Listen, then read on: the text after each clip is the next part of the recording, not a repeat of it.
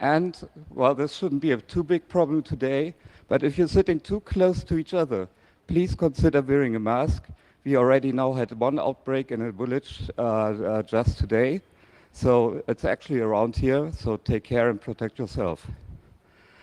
Yeah, with that, I will turn over to my first speaker. And yeah, please, a big round of applause to El Corto, who will talk a little bit about making neural networks secure. Thank you. Test, test, hello. All right, can you hear me well? All right, cool. So thanks for being here. I think this session is the only session where there are only speakers in the audience, more or less.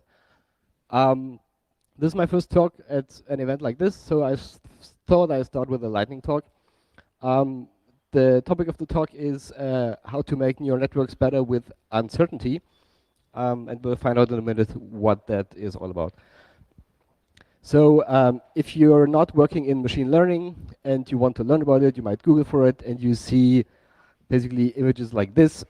There are different kinds of machine learning: supervised, unsupervised reinforcement. And then you think, okay, I'll start with the first one, supervised machine learning. Then you see cartoons like this, and you wonder, what the heck? Just fruits and heads and everything. Or pictures like this, again, fruits and machines and stuff. And to make this a little bit more like mathematical, what supervised machine learning is basically finding some mapping from data X, which is the input, to data Y, which is the output. And this is all there is to it. We have some data, we have some inputs, we have some outputs, and we know that there is some relation between them, but we don't know which it is. And this is exactly what supervised machine learning is all about, finding this relation in some way, shape, or form.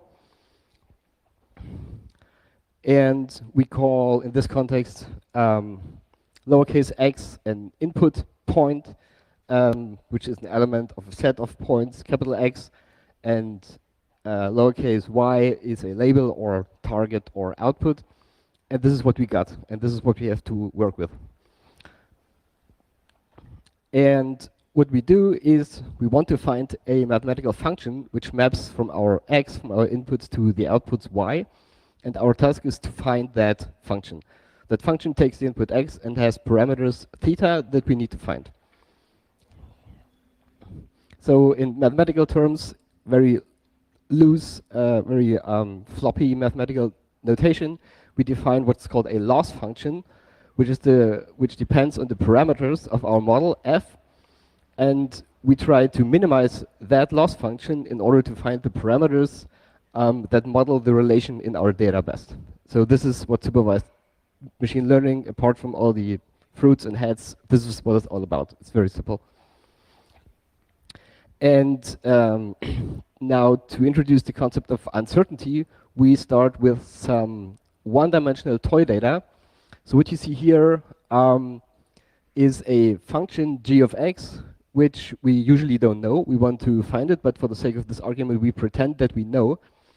But in reality, what we are giving is only the input points, the blue points, with some added noise. Usually, think of it as a measurement from a measurement device or something. And our task is to find that orange function that we don't know.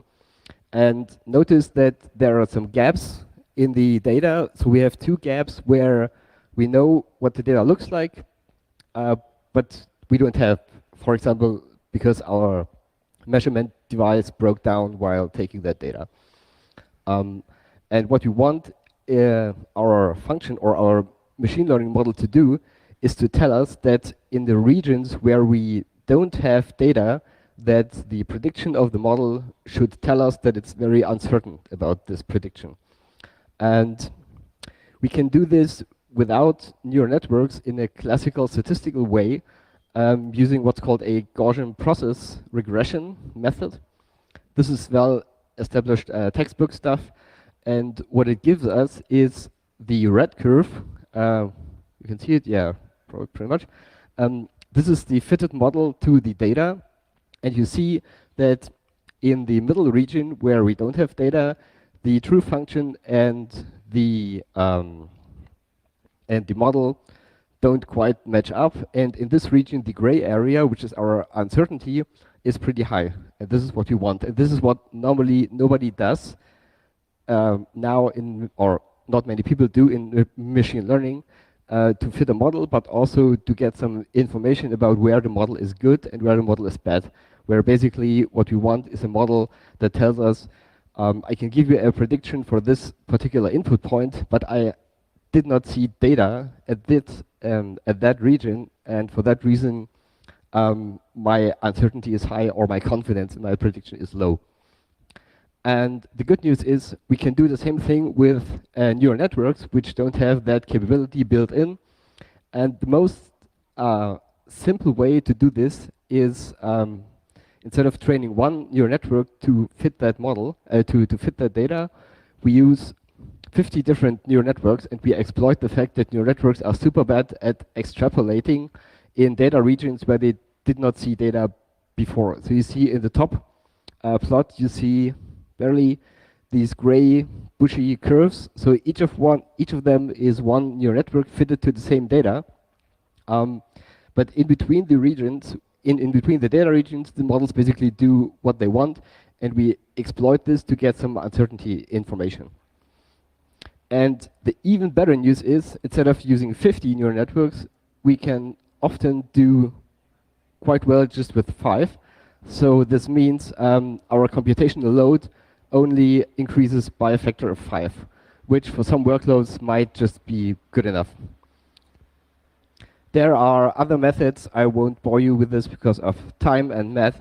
There are other methods that scale computationally much better, approximating these kinds of things. The one quite well-established and fast method is called the Laplace approximation, math, which basically gives us a picture pretty similar to the one we saw before, that in the regions where we did not see data, we have a high uncertainty, and this is what we want. So the message here is we can make neural networks give us uncertainty information, which is not a standard thing to do yet in machine learning pipelines.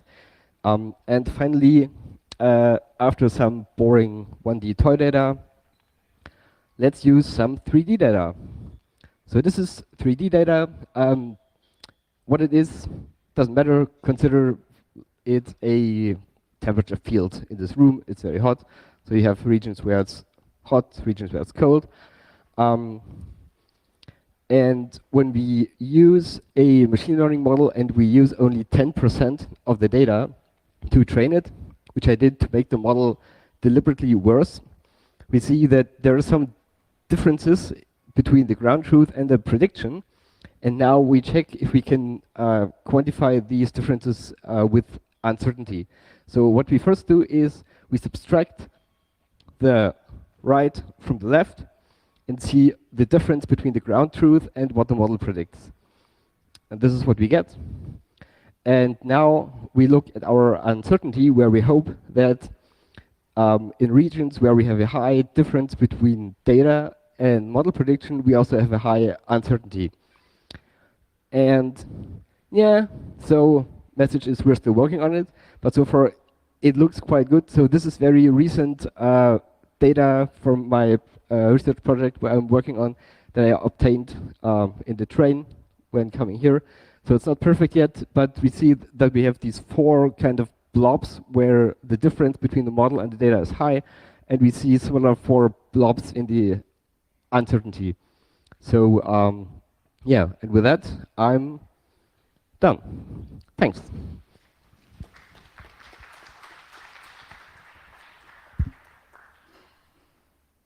Yeah, thank you very much for a very interesting presentation, and probably one of the most mathematical presentations that we are seeing on the camp.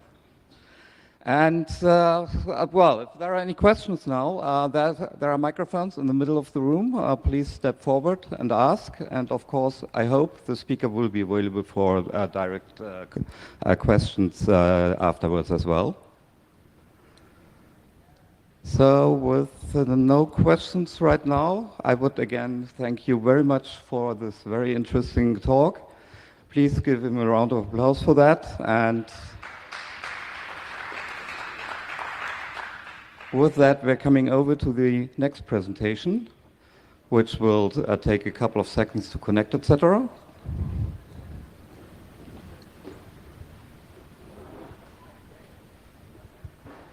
And our next speaker is Martin Hamilton, who is doing a quick and dirty batch-based CO2 monitoring because COVID is airborne. It will be interesting to see what this talk is actually about. And well, with that, I would open it to our speaker whenever you're ready. Thank you. Stole for time.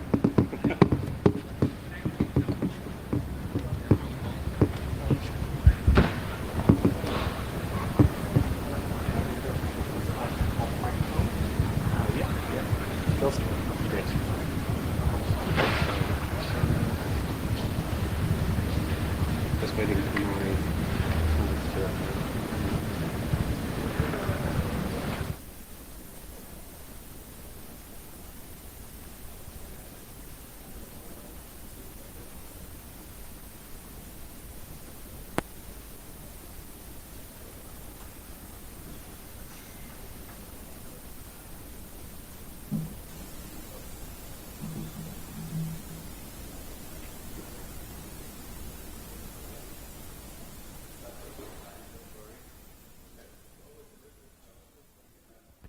seconds to switch from one speaker to another instead of 15 minutes as you usually have between talks.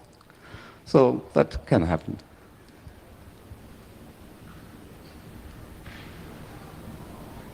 You might be able to see a little loading progress meter here. So hopefully, boom, we're up.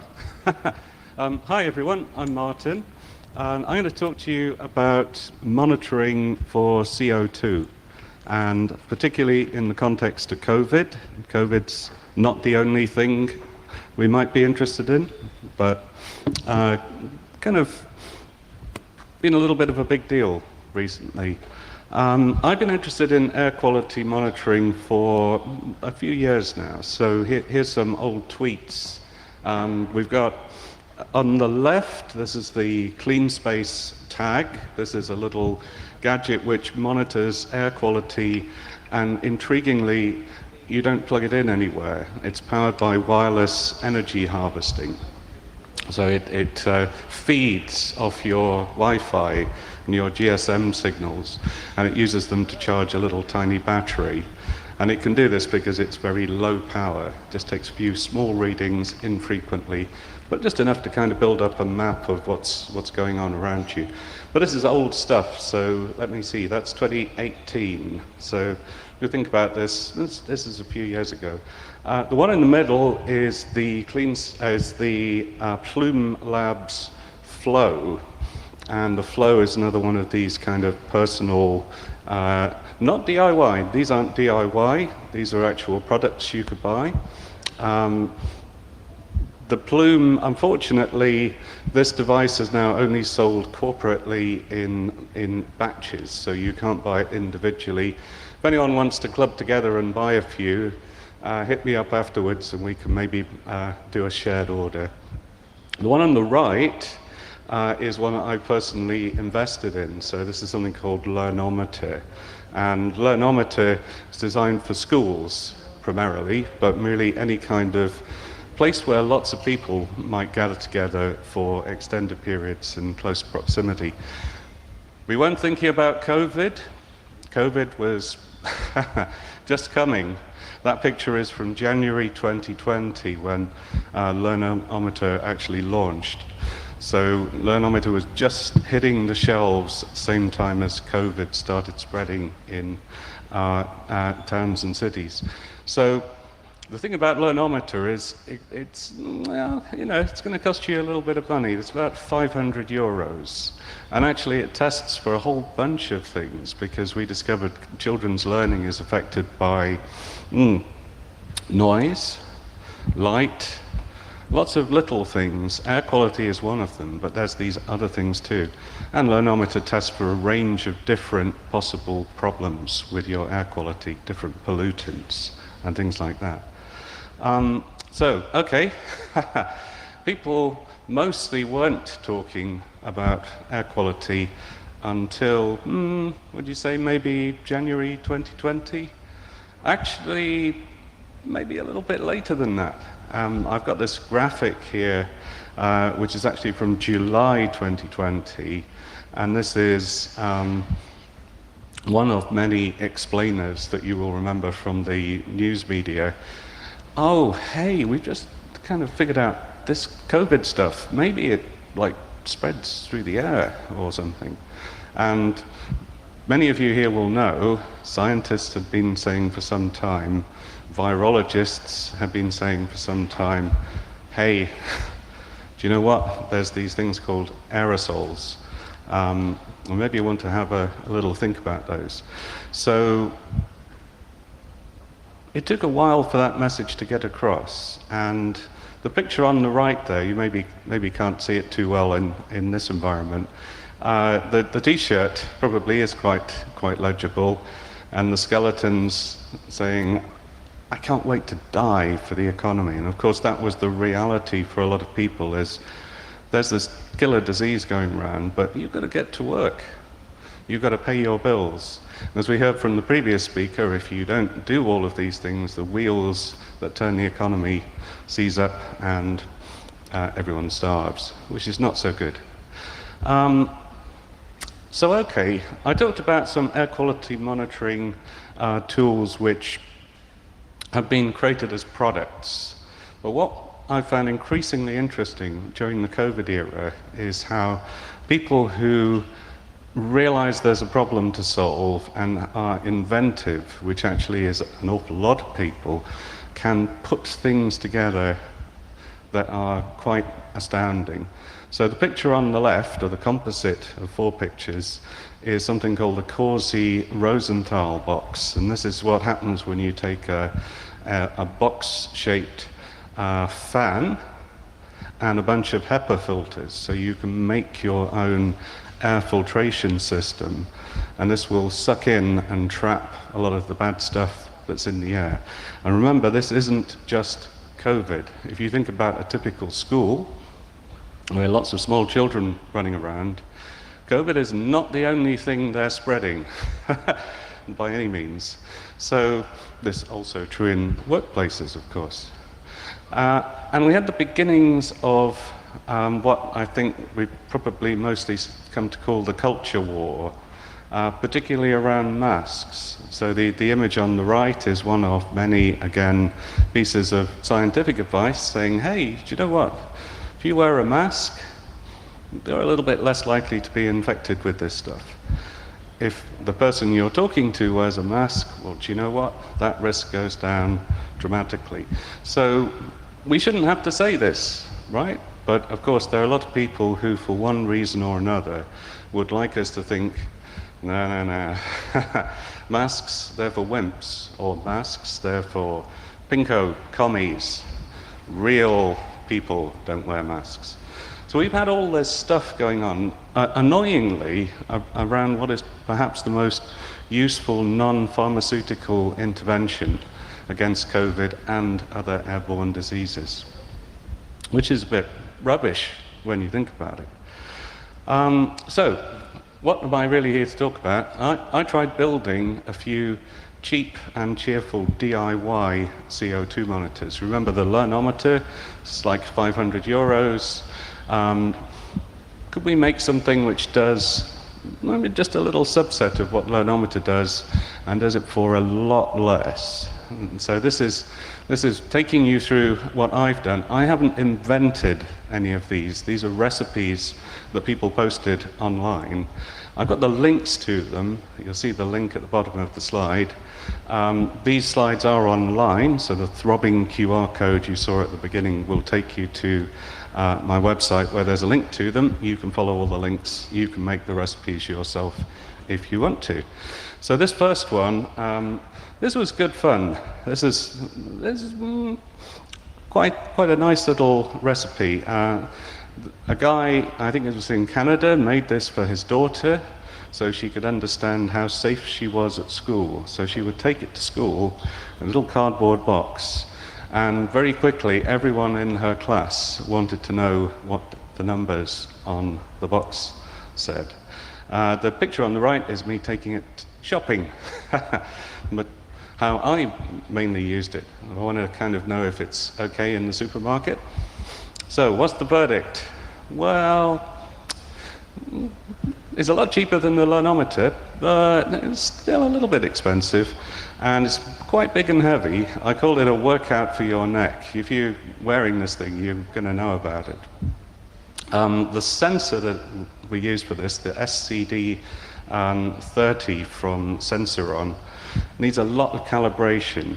You've got to keep calibrating every time you power the thing up to be sure that the readings are reliable. And yeah, you've got to do a lot of soldering. So when I was on this journey, I developed my soldering technique from zero. So I ended up doing several hundred solder joints by the end of it. And this one probably most likely to be mistaken for a bomb. I was slightly worried about that, you know, being taken to one side by the security in the superstore or whatever, you know, hey, we need to have a word. Two more. So the one on your left is using the BBC microbit. If you're not familiar with the microbit, they kind of mass produce them and hand them out to kids in schools in the UK. A lot of people have built interesting things that the microbit powers. It's just a little microcontroller, ultimately. This particular product is an air quality monitoring board that happened to have a CO2 monitor. I didn't really explain why CO2, and the answer is as CO2 falls to the ground and builds up in poorly ventilated areas. So if you've got a high CO2 reading, you've got problems. It's time to open some windows, open some doors, turn that fan on, or just get out of here. So the microbit, that was an interesting solution.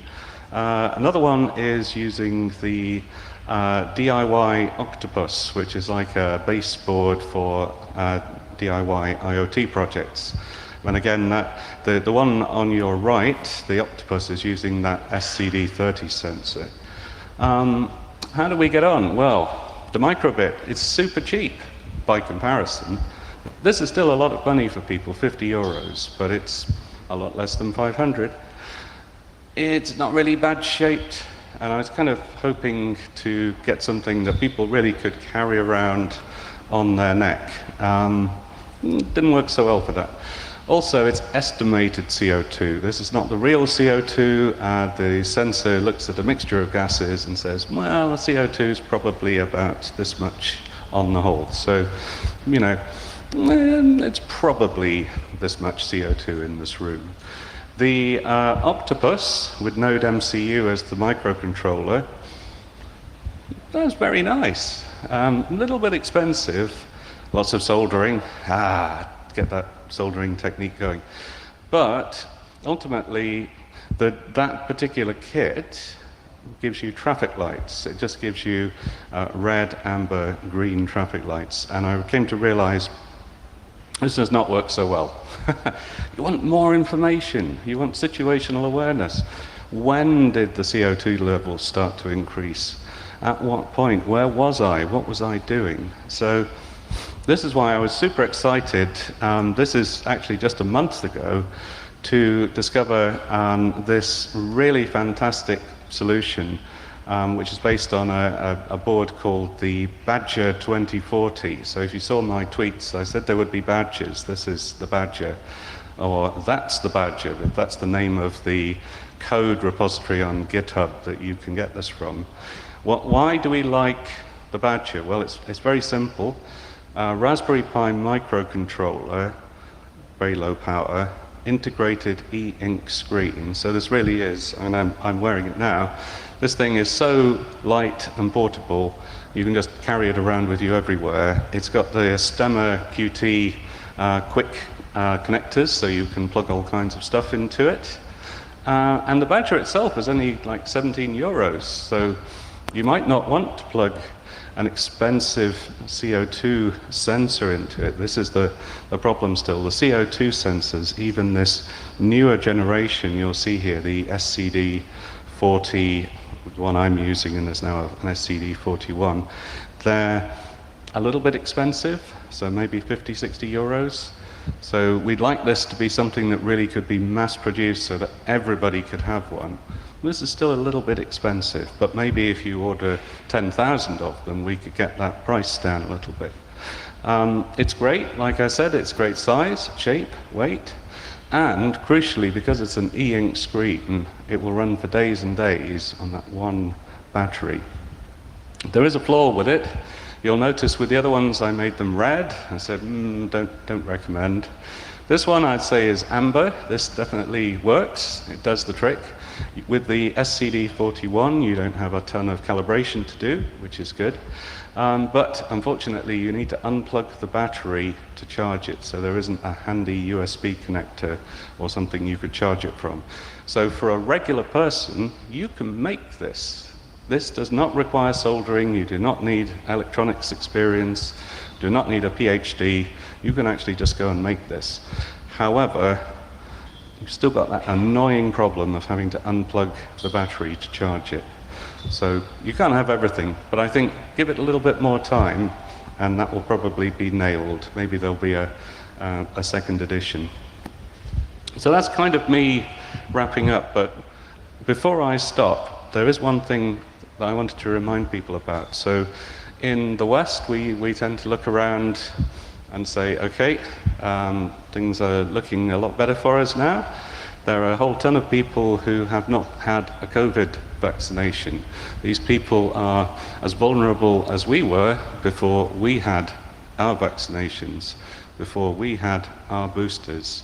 The countries in red on the map are countries where 20% or less of the population has had a COVID vaccine.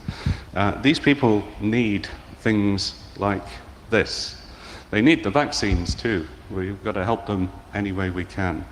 And without wanting to sound too doomy about this, the image on the right is a screen scrape from advice from the UK government to health and social care providers, which is about, I'm going to say it now, it's about monkeypox.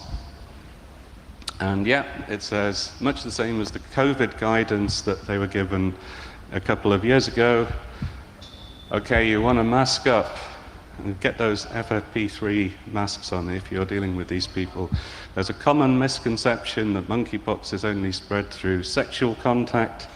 Actually, it does spread through aerosols, but you have to be really close to the other person. So this is a real danger. It's really coming for us right now. We're better prepared than we ever have been. We do have a vaccine for monkeypox too, which is good.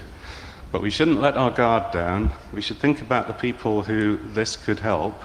I'd love to talk to you some more about it if anybody's interested, so come and find me afterwards. Do scan the QR code or jump on my website, martinh.net. I've got links to the slides which take you to the software that I've been talking about. Thanks very much.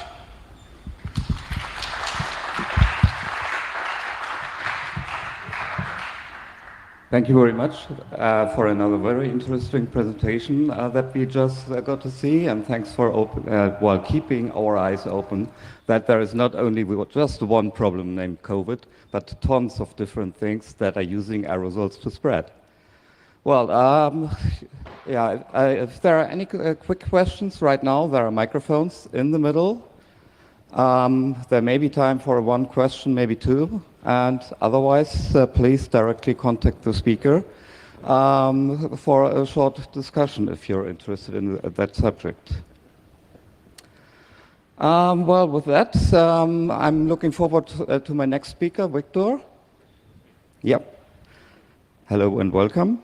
Welcome to the stage.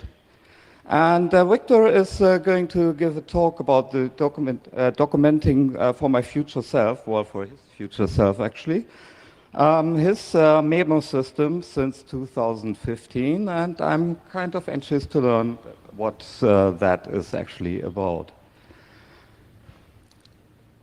So while may still take a couple of seconds, I will remind you again to please remember to drink enough. That actually is important in here. You're losing lots and lots of water just by sitting here, and then you're stepping out in the sun. I don't want to see you falling down. Then another thing as well, lightning talks are also here tomorrow and on Tuesday. So if you have a talk that you want to present, maybe a short idea or maybe some unfinished research, please check the wiki for the email. Or just send an email to mchlightning@gmail.com. There are still slots available tomorrow and on Tuesday. Actually, currently I have no submissions, so I hope that there will be some more during the day. Yeah, how are the technical things looking? Yeah, like always, they'll figure it out.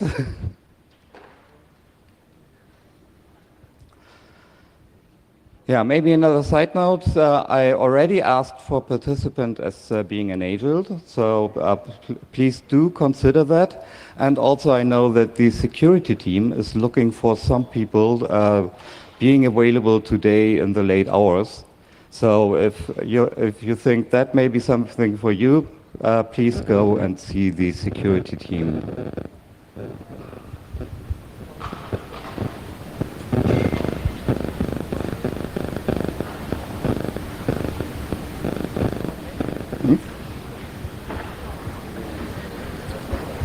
Yes. Peter ansagen, sowas auch von der Bühne aus zu machen. Man jetzt gerade in Zeitüberspielung ist das egal, aber nachher, dann machen wir dann nachher. Mhm. Ja, also auch für die ganzen Zwischenschritte oder nur für die Absage am Ende? Für Ankündigung, für alles eigentlich. Also immer wenn du was wirklich sagst, eigentlich auf der Bühne sein. Okay. Im Moment ist es okay, wo du Zeit ist es egal. Okay. Last short note, you shouldn't use the microphone on here because I got feedback from the speakers. Yeah, so I need to do it on stage.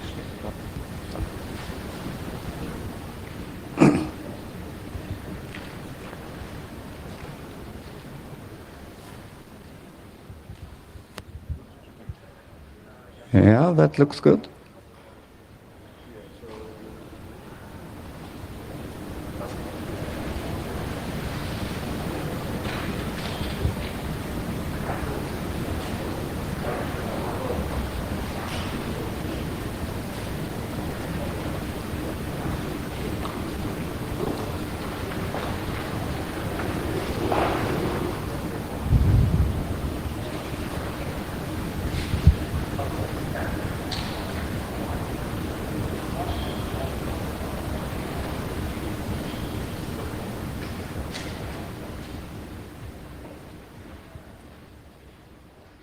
Okay, Finally, thank you. yes.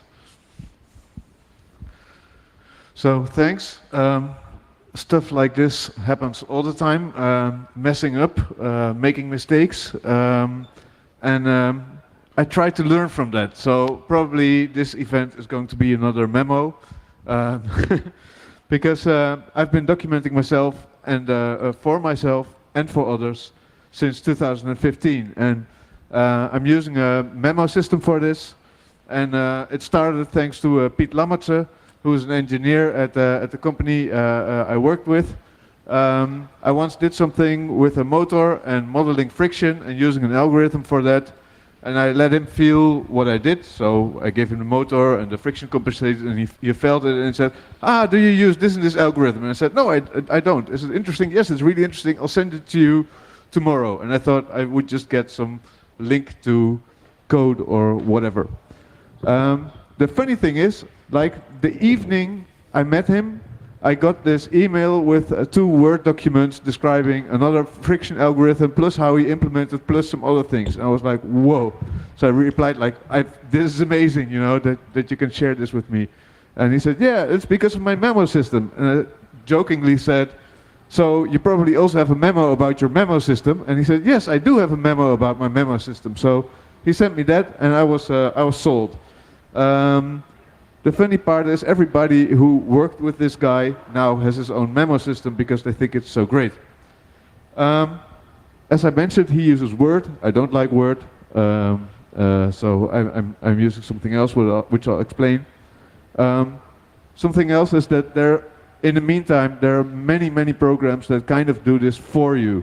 So like Evernote has a lot of note-taking stuff. There's Zettelkasten for in many implementations. But I still think my way is still the best way. Although I think if you start with anything, you'll be helped greatly. So why do I think? What was my purpose when I wanted to make my memos? I want my memos to be mine. So I really want to defend them. I'm a gnarly dog, and they're my memos. I write them for me, maybe also for sharing, but the primary audience is me. So I don't want to give them to Evernote, write all stuff in an online program, and find out when I have 10 years of invested knowledge that they said, yeah, we're going to switch them to some kind of subscription model, and if you have more than 100 pages, then something.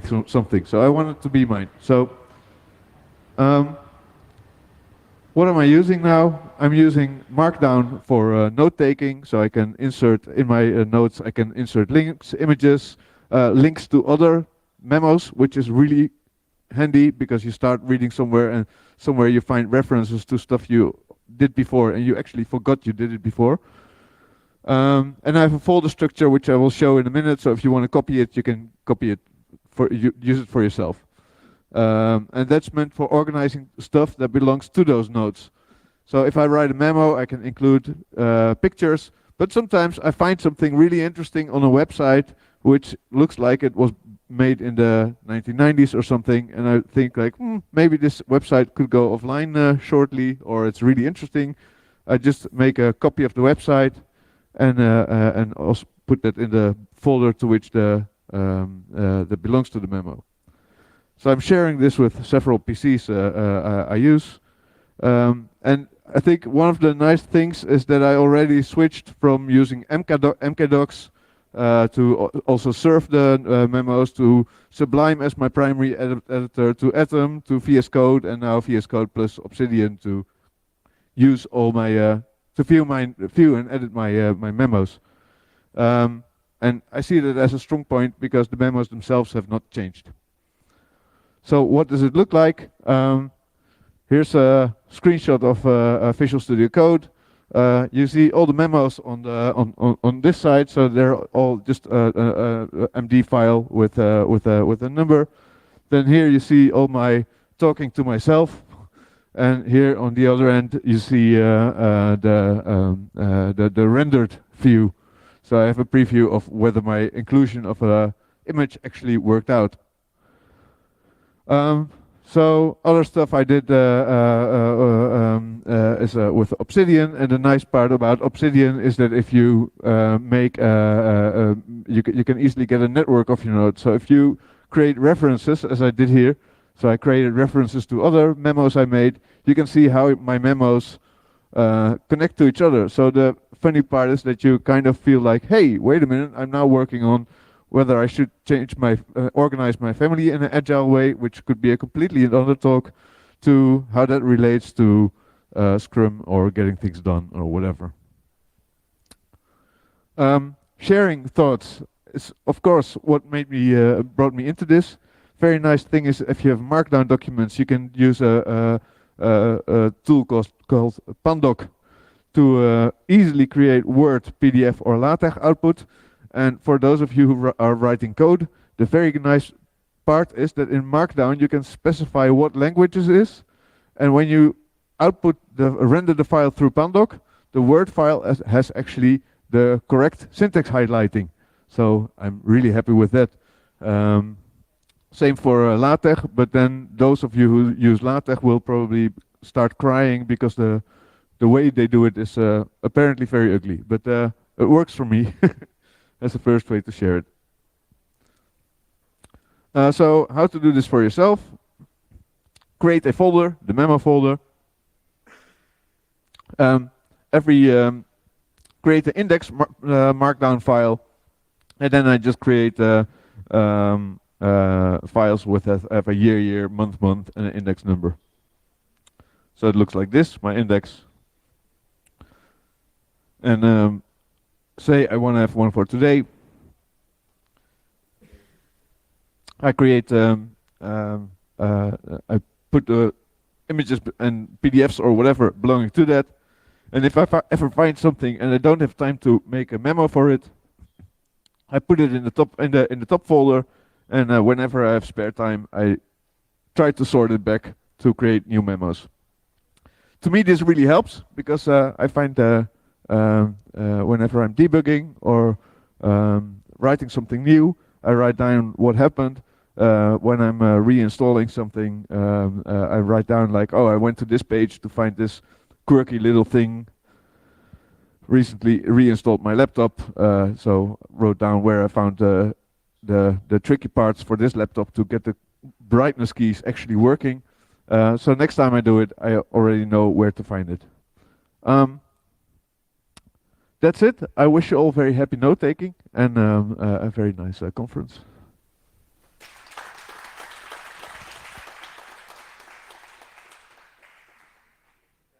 Also, again, thank you very much for the very interesting talk, and it hopefully gave some of us some idea how to actually keep sort of a diary in a useful way that you can actually use for something later and not just put it up somewhere under your bed or so. Yeah, so thank you very much. If there are any questions, the microphones are in the middle. Just step up if you do have a question.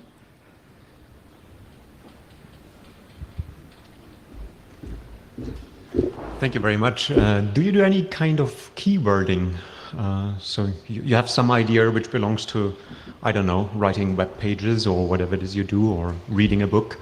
So do you have any approach to that? So sometimes I just, if I don't have a keyword to start with, I just start. I think that's also the most important part. So somewhere I'm doing research on systems engineering. I like I heard stuff about model-based systems engineering. I'm making a memo about that and start my first stuff. On the go, I maybe split my memo. It's a bit of work because I have to sort all the files again, which are in the folder, but that's the way I do it. But like I made it like a books to read list, and then if I read it, there's a new note with like my lessons learned from it. And because of the links, it really gets interesting because you like somewhere like you get emergent patterns. So just start. That's Hi. So I've also used note-taking systems like this for a long time. I would be, in fact, interested in organizing some kind of get-together with other people to talk about patterns in their stuff and whatnot. I have used Rome Research, Athens Research, Trillium Notes is currently the thing that I'm on. I've previously had a flat text file, Markdown files. Have you tried? What are some other tools that you tried, or has anything else worked out better for you than just Markdown files in Visual Studio Code? No, for now. So I looked at a lot of tools, and for me, one of the most important parts is that you have to be able to use the standard Markdown because that's going to stay for ages, and it's so widespread. So I'm now using Obsidian, and Obsidian has some really nice extensions to Markdown, but I'm not using them because if I start using those, I'll be tied to Markdown or to Obsidian. Same goes for other tools that are very specific in how you put your files or how you. And one of the things that this system tackles that no other systems I find tackle is that I can store a lot of PDFs that belong to a a memo in my file system. So if I find a lot of data sheets or background information or just PDFs of web pages, I can store them with my memos. Yeah, Trillium Notes has this, but it makes sense. Thanks. Yeah, you're welcome. Hello, thank you for the presentation. It's a very interesting topic. My question was, I have the requirement that I need to access and possibly modify the nodes from mobile. Yes. And I did not find a good solution for this. No, I'm struggling with the same thing, and especially, and now this is the bad part about my system, that if you store all these large files, you don't want to sync them all to your mobile. At least I don't want to do that because sometimes the PDFs get really large or whatever. So one way I looked at it is to use the paid Obsidian service. It's kind of possible because then they do the synchronization to a mobile app. And they also have a way to do it with your own tools, but it's quite a hassle to set it up. I also looked at other systems to use a note-taking app on a hosted Nextcloud system, and then you can log in from the Nextcloud system and edit your notes, but it just doesn't work. It's open for improvement. So basically no good solution up to now. Correct. Thank you. Yeah, okay. So thank you very much again. And Victor will still be around, hopefully. If you've got any more questions or want to set up meetings with him, feel free to do so. So thank you very much again. And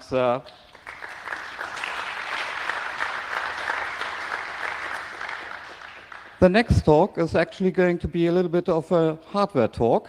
So Rampone is talking about a do-it-yourself solar bike caravan. And he should be on stage anytime soon.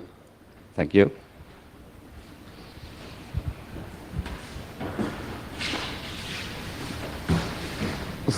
Need help?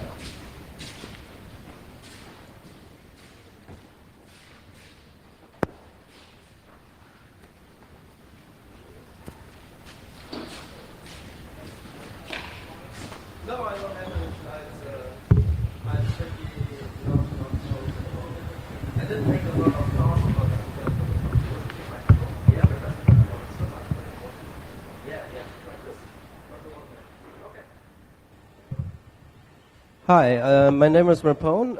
I'm from the C4, the Chaos Computer Club Cologne, and yeah, during COVID I was sitting at home and then I refound my love for biking, and then I saw on YouTube people were building caravans, and yeah, I started building it, and also the bike is converted, and so yeah. It's really hot today, yeah, enforced talk. So the bike is actually a normal bike. You can buy it used for like 1,000, and you get like really good hardware. And the conversion was another 1,000 euros. And you have a motor here. You take out the stuff and put in the whole motor. Then you crunch it together, and it's actually done. It's the conversion takes about 2 hours. So if you want to convert your own bike in this style, maybe you do it a little bit more tidied up. But yeah, 2 hours and you're done, and your bike is now an e-bike, and it runs well. You have to look. I don't know about the Netherlands. In Germany, it's okay to do your own thing because. The law is actually pretty, not lush. It says it only the motor may only run while you pedal, and after 25 kilometers it may not push anymore, and so it's okay if you put in 25 kilometers and you have your own motor.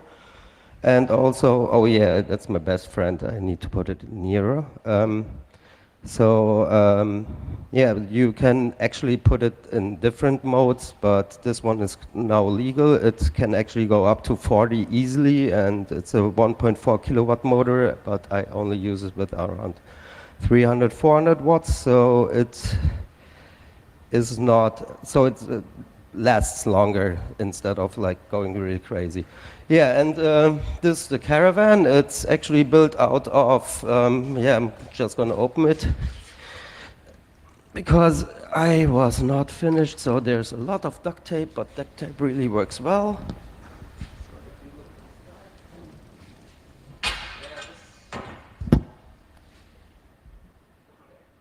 So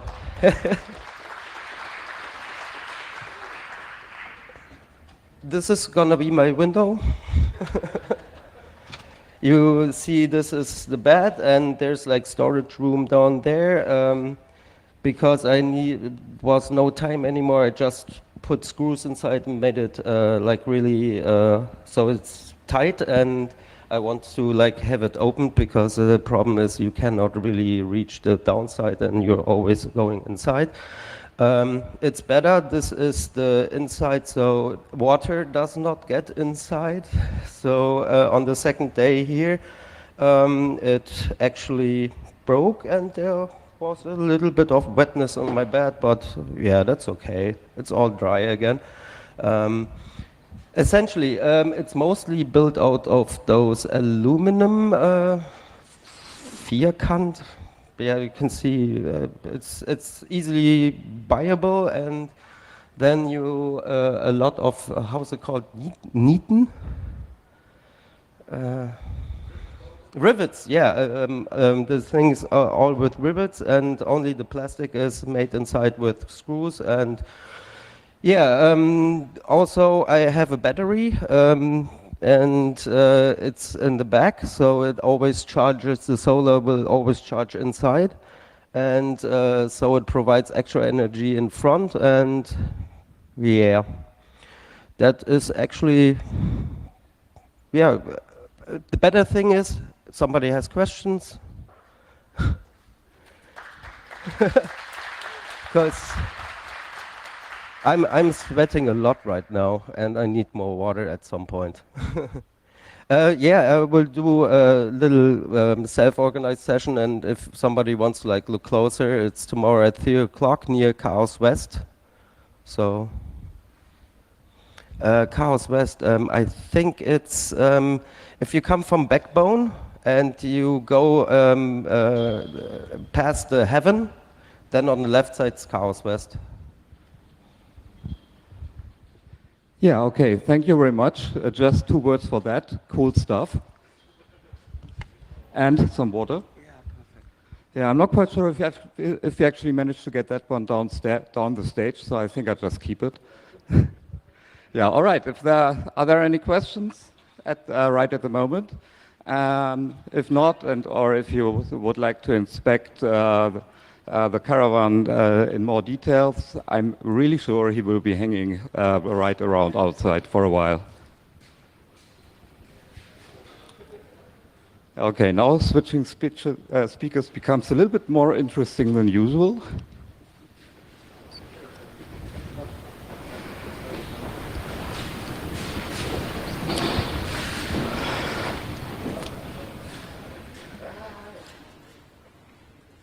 Okay, so now I'm happy to announce Martin Richter, who is giving us a very short introduction into to chaotic dynamics.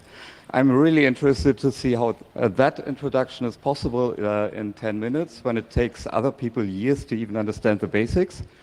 So I'm looking very much forward to this talk, and with that I can hopefully, hand it over to our next speaker. There you go. Thanks. Okay, thank you very much. So my name is Martin. I work at the University of Nottingham. I am a physicist, but I'm working as an applied mathematician. And one of the things I care about is chaotic dynamics, almost to a fault.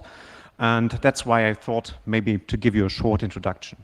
So I hope by the end of these 10 minutes, you have a vague idea of what chaos is and that it's actually quite all around us. And I want to give you an introduction in terms of a small and simple example.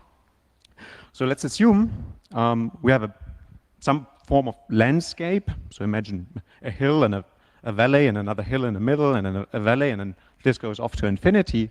And you just put a bead or say a ball of some kind here, and then you just let it go.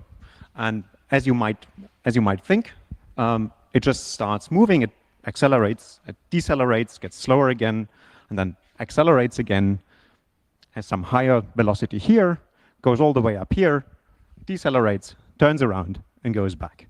So nothing to see here really, and that's not at all chaotic by any stretch of the imagination. But this is the kind of system I want to talk to you about. It's an asymmetric double well. So if you focus a bit on the depth of these troughs, this one is a little less shallow than this one is. Unfortunately, I will bore you with a little bit of maths formulas on the next few slides. So here we are. What we just saw interactively was a particle in a hilly landscape of sorts. And physicists like to model that by so-called potential functions, and this is the one I used. You can see that here. So it's x to the power of 4. That's basically what makes it go to infinity at the very end, to the left and to the right. And then there's a minus x squared. That's basically what does the bulge in the middle. And then this mu, because we all love Greek letters, times x is what gives it the asymmetry. So if mu is larger and larger and larger, the asymmetry would be much larger, but it's not too big here.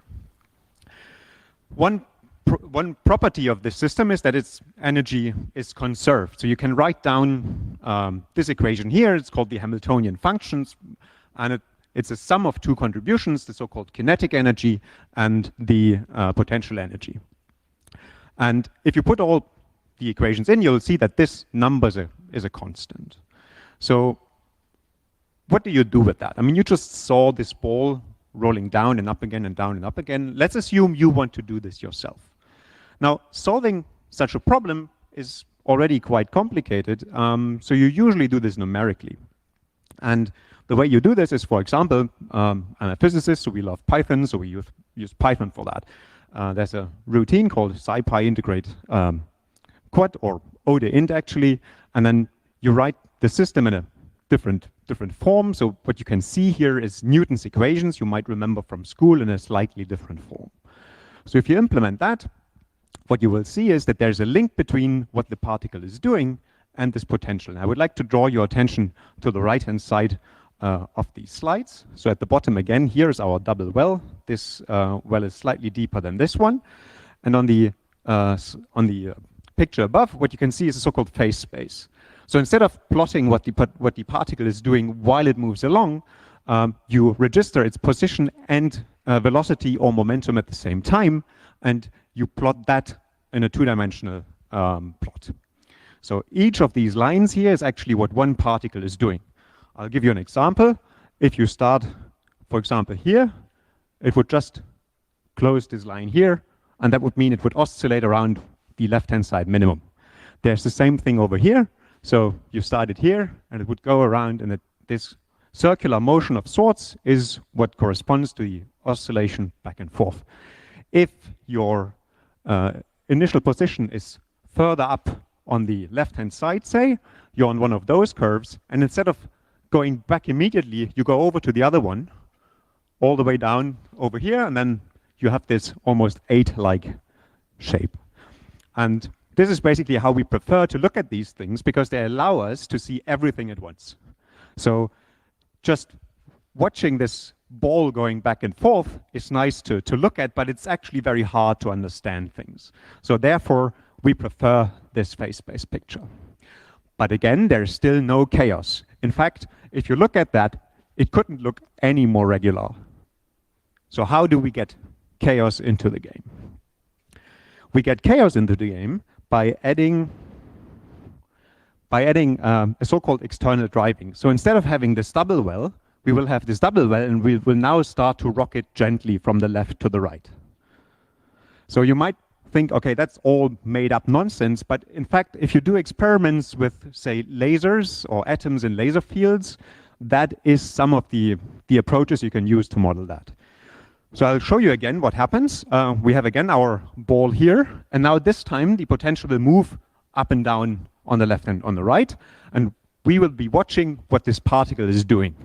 I'll also plot in a faint color where this potential was originally, because the rocking motion is periodic, so at the end we will come to that state again. So here we go. So you see this potential goes down here, and then it goes high up again, it comes down here. So this is was one period of the driving, and it does a few of them, and you can see that now, of course, the motion of the particle is way more complicated, because it now is an interplay between what the particle is doing and what the potential is doing.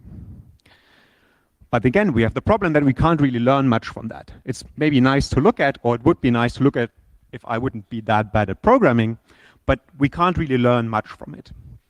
Okay, so we'll just leave it at that and think, is there anything we can do, and plot it in a form like that.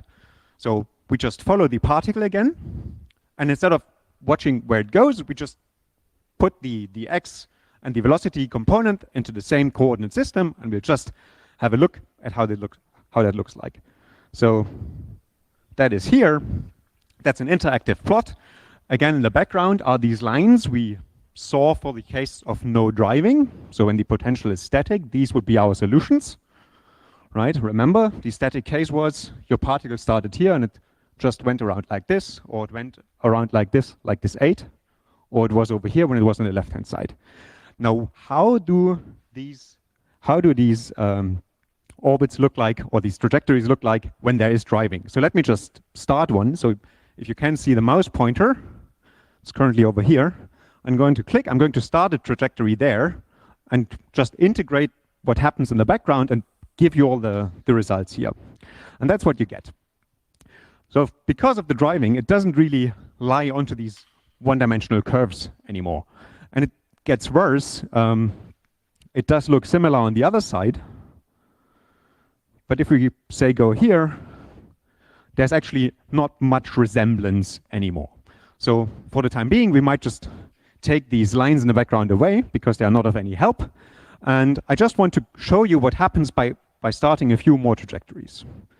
So all the old trajectories, eventually they are just colored gray, and only the newest trajectory is in color. But as you can see, this plot is not as helpful as you might think anymore.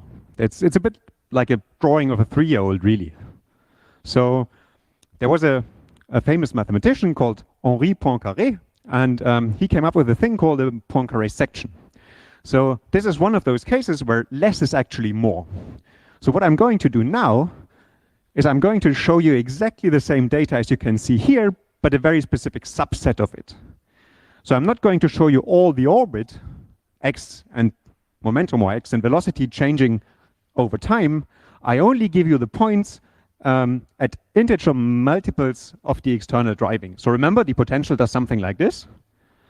And every time it's here, I'm going to give you these two values. Then does this again. Snap, I'll give you these two values. Snap, and I'll give you these two values. So it's a very tiny subset of all these drawings you can see here. Before I do that, let me start a few more, just to convince you that looking at all the data is actually a big mess, okay? And now I'm going to remove most of them and just leave these points I was talking about. And then it looks like that. And it's a bit like being out in a hut in the woods in the night, and you go out and you look at the stars, and suddenly everything is clear. So by removing plenty, or the majority of these points, we actually saw that we can see and understand way more. So there are few initial conditions, like these here, which would fill two-dimensional regions densely. That's what mathematicians call them. And then there are others which form these one-dimensional curves. And it turns out that they are what we call integrable, and they are what we call chaotic. So if you have 2 points close by and you start them, they essentially diverge exponentially fast. But now you can actually see way more things than you could before, because everything is so much clearer. So for example, we could now start a trajectory up here, and we see this blue thing. It pops up all over the place, but you can actually see way clearer what's going on. If we put the whole trajectory back in, I bet you would not have been able to spot this in all the chaos which happens there. Okay, so that was what I wanted to show you, that if you start with a simple potential, start rocking it, that you can introduce chaotic dynamics, but that sometimes less is more, namely by removing most of these points, you actually arrive at much clearer pictures, and that is actually something you can then use to describe, for example, molecular dynamics in external laser fields, and that's what I'll do for a living. Okay, thank you very much.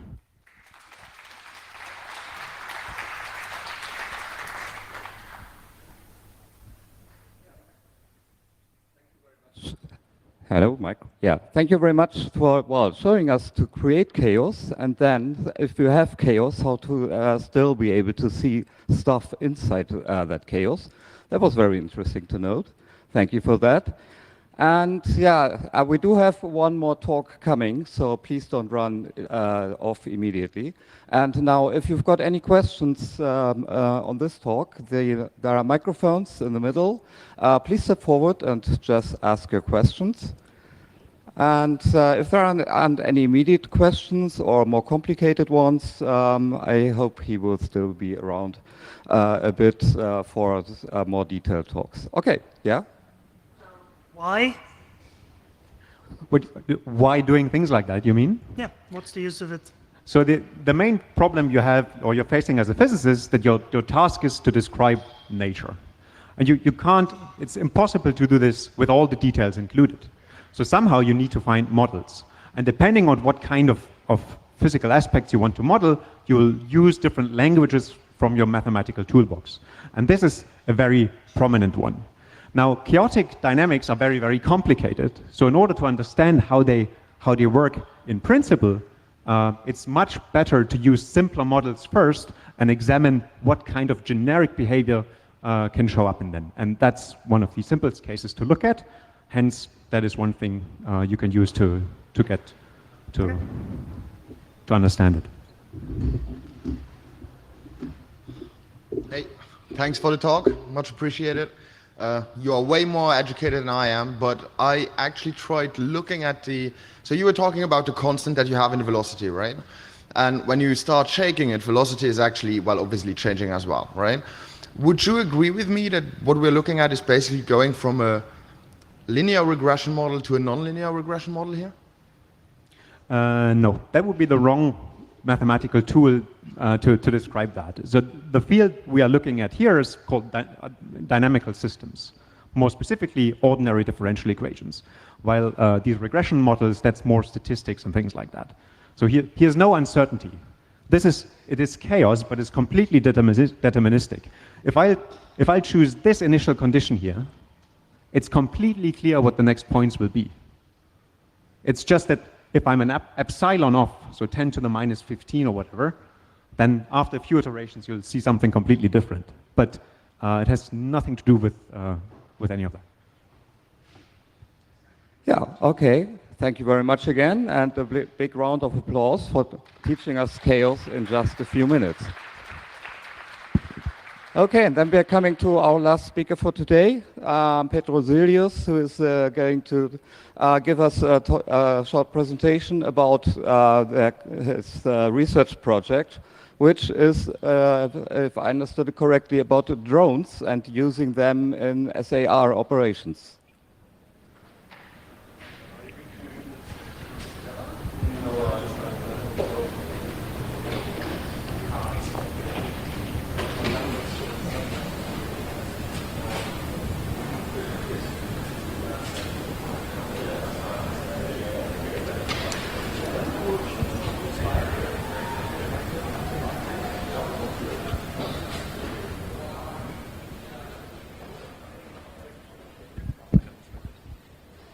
Yep. Then.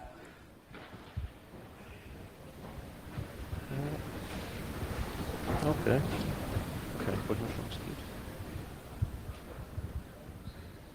Okay. Hello. Yeah, my name is Petrosilius, and I want to show you some short intro on the project we as a group called Searchwing are working on. As you can see here, it's about a drone, and we use it for maritime search and rescue missions. And we help NGOs like Sea-Watch and all the others who work in this field to find people in distress and rescue them.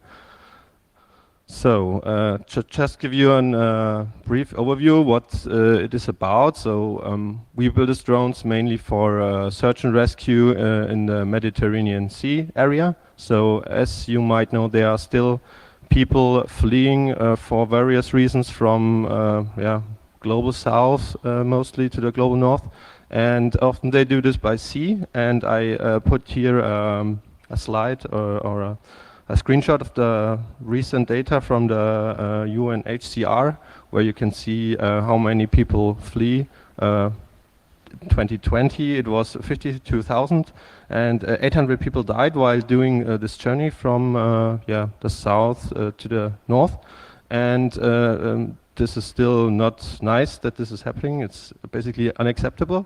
So we try to help the NGOs to help find the people before they drown.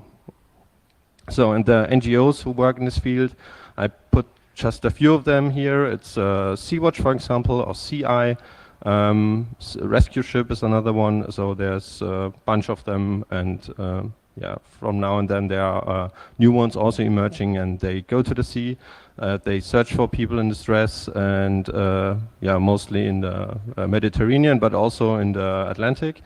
And if they find some, they rescue them and bring then hopefully to port of safety, and where they can go on land. But it's not only the NGOs who try to find the people, it's also governmental actors like Frontex. And they also use drones. You can see them up here. They are way bigger than the ones we have. And they fly around, and you can see it here in this kind of patterns over the sea and search for the people. And if they find them, they tell these to the Libyan Coast Guard, and then they catch these people up and bring them back to Libya, which is not legal by international law, but they do it anyway. And when they catch them, they don't treat them very nice or human. You can see here that they basically beat them with ropes and stuff, so it's not very nice what they do. But we as this group of drone enthusiasts and programmers and mechanical engineers, we try to build these drones, and I can show you how this works actually. This is a screenshot from a movie I want to show you now. This gives a nice intro on how the system works. Okay. So we start from the ships, and we not only starting from the big ones I showed you in the slides, we also start from small sailing boats like you can see here. And this is a video material where we were on a mission in the Mediterranean and on the sailing boat, and here is just some how it works. So we have a tablet. We program in the tablet the trajectory the plane has to fly. It's quite small, the drone. It's quite cheap actually, as we use hobby RC parts, which are mostly available from off the shelf. We have to. The thing is, we land at the end in the water, so we need to make this whole thing waterproof, which makes it a bit. It's a bit software related. Problems we had to solve, and it was very hard for us. It took us basically 4 years now to find a working systems to do this. It flies quite far, 100 kilometers. It's not that much if you consider the whole Mediterranean, but it's something at least which can help the ships to find the people. We fly at 550 meters altitude, and we have like roughly 20 centimeters per pixel resolution, which is enough to find these 2 by 10 meter boats. And we also fly this rescue or this square pattern you just saw, and then we take pictures After we took the pictures, we land, then we get the drone on board the ship again, and there we analyze the images. And I think this will also come in a second, that you can see this in a picture. Yeah. You make fast forward. Yeah, as I told you, it's waterproof, and yeah, we retrieve the drone with a small boat, and then we get it on board and we do the analysis, which is assisted by a computer vision algorithm which tries to find the boats and then sorts the images. So the human still needs to check every image, but we just sort them because we cannot trust those algorithms, and therefore we always tell the people you still have to watch every image. Okay. So I hope this gave you a small idea how the system works in general. Okay. So I told you we were working hard on the hardware issues we were facing with the waterproofness. And in the end, we settled down with a 3D print, but instead of doing it on our own, which wasn't working very well, there were always holes in the 3D print. Even if you took so much effort to make it waterproof, it's not really waterproof. If you put it underwater for some time, it's still water coming in. So we settled down with a laser sintering box, which was then finally waterproof. And we put there in all the components like GPS, Raspberry Pi. You can see it on the bottom right, the green one. There the two cameras are connected, which are on the bottom middle side, mid area. And we have a telemetry on board. It's the antenna which is coming out of the box. And we also have a Wi-Fi connection maybe soon, but that's still in development. We have on the right-hand side, you can see a small board which is the autopilot. So the drone is flying fully automatically, running autopilot. Yeah, I told you we have this boat detection algorithm, and to give you an idea how hard it is as a human to find all the boats, maybe you can now try to actually find all the boats in this image, because it's not so easy. I mean, one is quite obvious, but do you find any other boats? Or how many boats are in it actually? Any bets? I hear 10, 4, 14? All wrong. It's only 2, but it's as you can see, it's very, very hard to distinguish all these small boats from waves and stuff. It's not a really easy task, especially if you're on board a rescue ship for 2 weeks and there are high waves all day.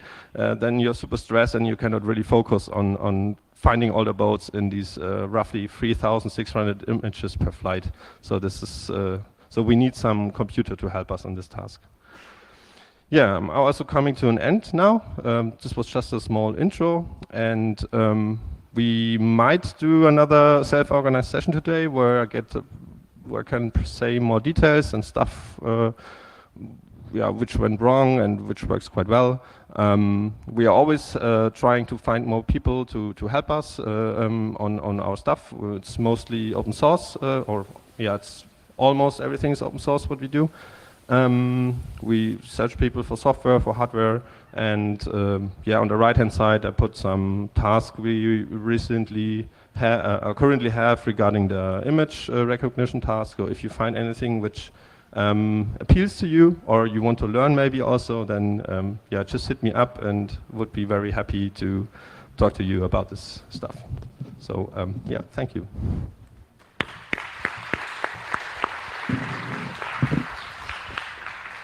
Maybe one more info regarding this self-organized session. So it will be maybe, because my laptop is just died, so I need to check if I still can do it, but it should be at 7 in the 1001 Nights village, just to the left to you. Yeah, thank you very much for a very interesting overview. And if there's it's about saving people's lives. So if there's anything that is worth your support, that's probably their work. Yep. For any questions, microphones, as usual, are in the middle. So if you've got questions, just step up, please. Hi, thank you for your talk. I was wondering who's funding all this? Currently, or until 2 months ago, it was basically our own money from the pockets. And now we get some funding from Stiftung Seenotrettung, so they fund us with some money to pay